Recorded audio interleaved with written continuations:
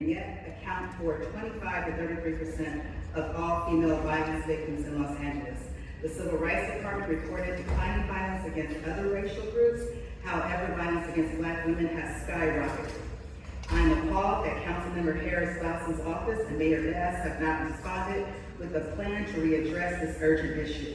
Your silence speaks volumes. Our demands include, but not are limited to, creating dedicated funding for targeted prevention education programming, mental health support, and spaces for Black girls. Create youth teen centers in the city council districts heavily impacted by anti-Black, domestic, and sexual violence, CD8, CD9, and CD10.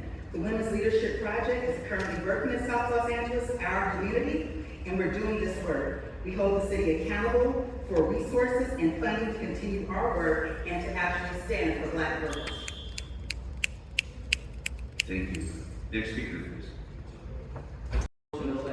Black women comprise 4.3% of the city's population, yet are 25 to 33% of all female violence victims, including rape and gun homicide.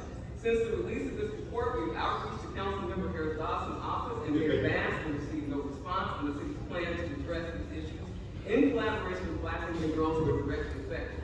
We're outraged by your silence and failure to be accountable to our community, especially vis-a-vis the so-called participatory budgeting process, which has not been accessible to CPOs to serve Black women and girls. Consequently, the coalition is calling for increased funding and support for prevention, mental health, and youth leadership initiatives for Black women and girls with cross-sexuality. These are especially urgent for CD8, which has few, if any, accessible youth centers for Black girls and Black LGBTQ plus youth. We're asking you to get up off your butts and act like this is urgent for the lives of Black women and girls in LA.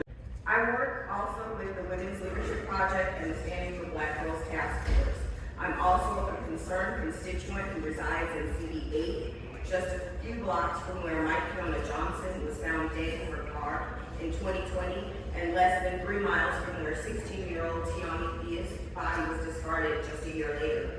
According to a recent report on crime facing Black women and girls in the city of Los Angeles by the Civil and Human Rights Department, these incidents are far from rare. In fact, the report highlights that although Black women make up only 4% of LA's population, over the last decade, we've made up 23% of all domestic violence victims, over 22% of all female rape victims, 36% of all female aggravated assault victims, and 33% of all female homicides in this city.